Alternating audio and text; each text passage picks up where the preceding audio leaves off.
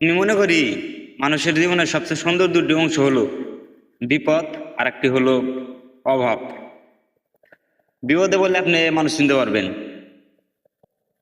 কার কিরকম রূপ সেটা দেখতে পারবেন। মানুষ কত রকমের খেলা খেলায় সব দেখতে পারবেন। চোখের সামনে সবকিছু যখন ঘটবে তখনই বুঝবেন। বিপদে একবার পড়ে দেখেন, মানুষে কাটায় কাটায় চিনতে পারবেন যে এই মানুষটার দ্বারা এরকম হতে পারে। তাই বলি বিপদ জীবনে আসা দরকার, বিপদে পড়লে মানুষ চেনা যায়। আর এক হলো আপনার অভাব।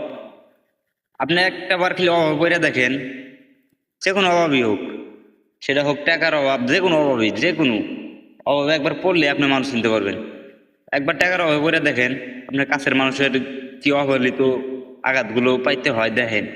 একটা বার খালি আপনি অভাব করে দেখেন, টাকার অভাবে করে দেখেন, আপনার প্রিয় মানুষ কন, ফ্যামিলির মানুষ কন, বন্ধু বান্ধব কন, সবার কাছ থেকেই যত ভালোবাসা পাইছেন না, একবার খালি টাকার অভাবে পড়ে দেখেন ভালোবাসা কিরকম আরো পান।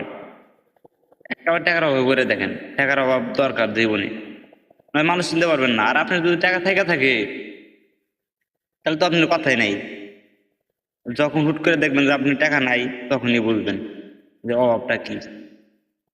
সবচেয়ে আপন মানুষের কথার আঘাতগুলো হলো বড় কষ্ট।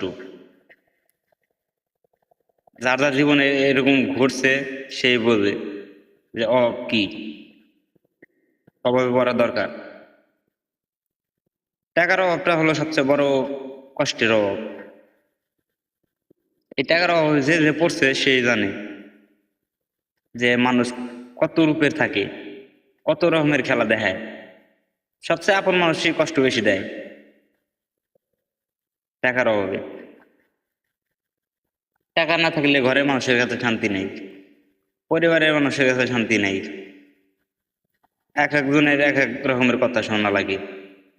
খাইতে বইতে হাঁটতে একসাথে হইলেই সব সময় কথা শুনে যাবে।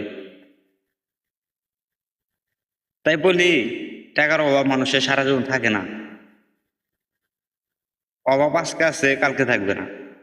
সবসময় কি মানুষের টাকার অভাব থাকবে?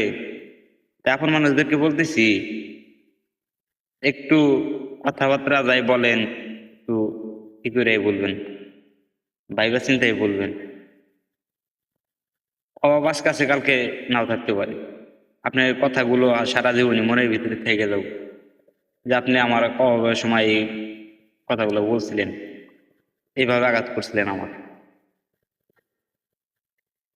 সব জিনিস বলা যায় কিন্তু কথার আঘাত যা বলা যায় না। মারলে হয়তো মায়ের গুলো বলা যায়, কথার আঘাত কখনোই বলা যায় না।